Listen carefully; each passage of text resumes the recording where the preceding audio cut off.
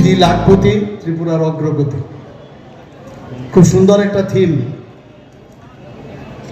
মাননীয় প্রধানমন্ত্রীজি যখন এই প্রধানমন্ত্রীর দায়িত্ব নিয়েছেন তবে থেকে উনি সিদ্ধান্ত নিয়েছেন যে সবকা সাথ সবকা বিকাশ, বিশ্বাস আর তার প্রয়াস। উনি সেটা বুঝেছিলেন যে যতক্ষণ ধরে আমাদের দেশের মহিলারা, যাদের 50%-এর উপরে যাদের লোক সংখ্যা, যাদের কথা এতদিন কেউ ভাবেনি, তাদের যদি উন্নতি না হয়, তারা যদি আর্থসামাজিকভাবে উন্নতি না হয়, তবে এই দেশের বা এই সমাজের কোনো দিনই উন্নতি হতে পারবেন না। এই বিষয়টা ওনার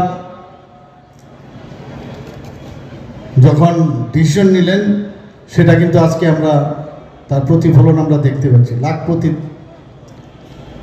দিদি, লাখপতি। বাৎসরিক আয় মিনিমাম লাখ হতে হবে, সেটা কৃষিকার্যেই হোক, বিভিন্ন হস্তশিল্পের বিষয় দ্বারা, ফিশারিতেই হোক, উদ্যানজাত ফসলেই হোক, এখানে পোলট্রি ফার্মের সাথে আমাদের মা বোনেরা যাতে যুক্ত হয়,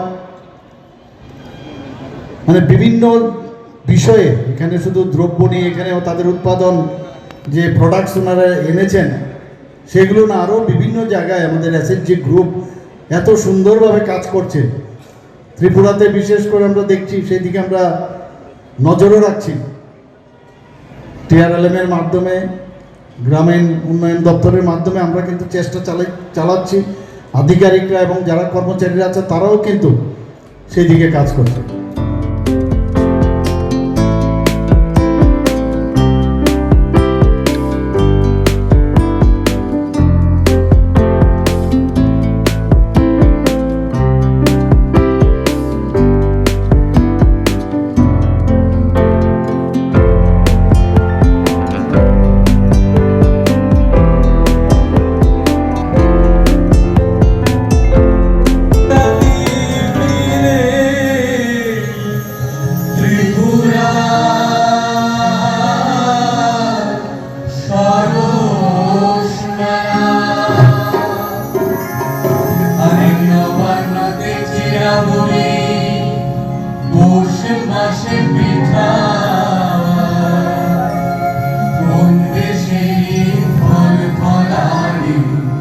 বাংলায়